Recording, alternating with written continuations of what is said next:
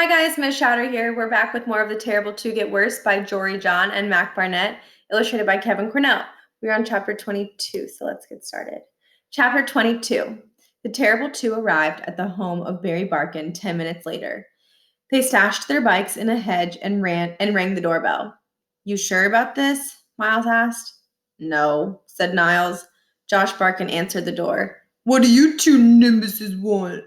We need to talk to your dad, said Niles. Josh narrowed his eyes. Why? None of your business, said Miles. Josh shut the door in their faces. Niles rang the doorbell again. Go away, nimbuses. One more time. Mrs. Barkin answered the door. Now what is going on out here? She asked. You must be Mrs. Barkin, said Niles. I recognize you from the pretty picture Principal Barkin used to keep on his desk. We're two of your husband's favorite students.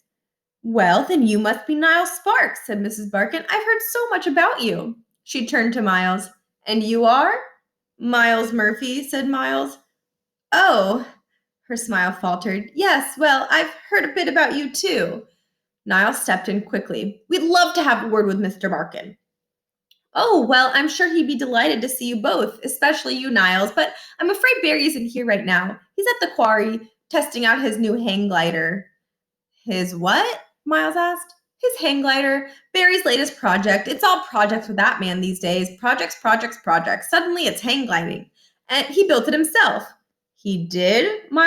Asked Miles and Niles at the same time. Yes, named it and everything.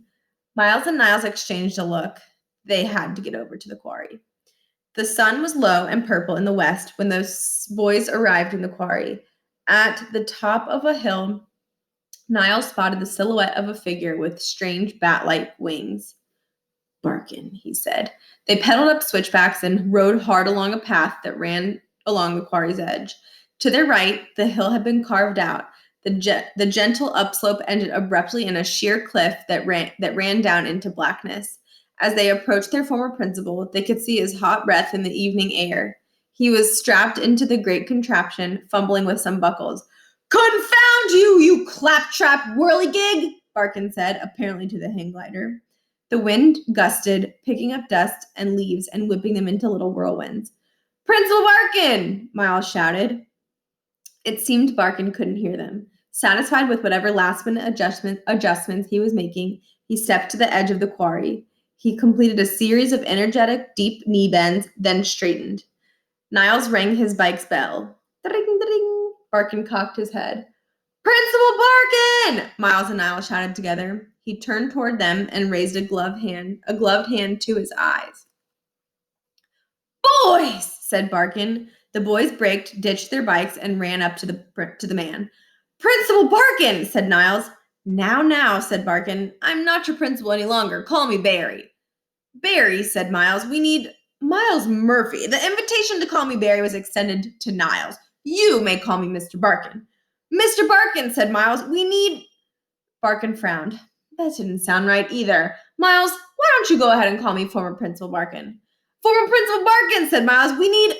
Niles, said Barkin. Where's your sash? Josh is the school helper now, said Niles. Josh Barkin? Yes. Well, that doesn't make much sense. Things are a lot different now. That boy never tells me anything, said Barkin. Former Principal Barkin, said Miles. We need to talk to you. Barkin checked a digital watch. Can it wait until I've completed my first flight? Civil twilight's in 25 minutes. Up close, the hang glider appeared dangerously shabby. Niles wasn't sure what a glider was supposed to look like, but he was pretty sure it wasn't this. I'm worried that's not safe, Miles said. The spirit of Yanni Valley Science and Letters Academy? I built her myself. She soars, or she will soar, I'm fairly sure. She'll soar around on the wind and take me into that wild blue yonder. He pointed to the blackness below. That wild black yonder, Barkin pulled it on his mustache. I was really hoping to take off before now, while the yonder was still blue, but I had to make some last-minute adjustments. The pulls on the wings kept coming loose. That's what I mean, former Principal Barkin. I'm not sure that's good. Barkin scoffed. Miles Murphy, did you become a hang glider expert since I left school? Did Miss Shandy add a hang gliding element to her unit on the Mayans? No. Of course she didn't, because Miss Shandy is a fine social studies teacher, and hang gliding is completely irrelevant to Mayan history. How is Miss Shandy, by the way? She's good, said Miles. Good, that's good. Now, if you'll excuse me, Miles Murphy, I will prepare for takeoff, confident, because I have been studying hang glider making for the past 2 weeks, and you have not. I don't think it's good that the pulls came loose either, said Niles. No? Barkin's face became plaintive. No, I suppose it's not. He sat down gingerly. Another pull came loose and the wing tore. He removed a notebook from his fanny pack and crossed something out. Looks like I'm lousy at hang gliders too. What's that? Niles asked. It's my project list. I've been trying my hand at hobbies since I left school, but I'm terrible at everything. Terrible at soap making, terrible at jigsaw puzzles, terrible at stand-up comedy, terrible at close-up magic and sewing and lapidary. Lapidary?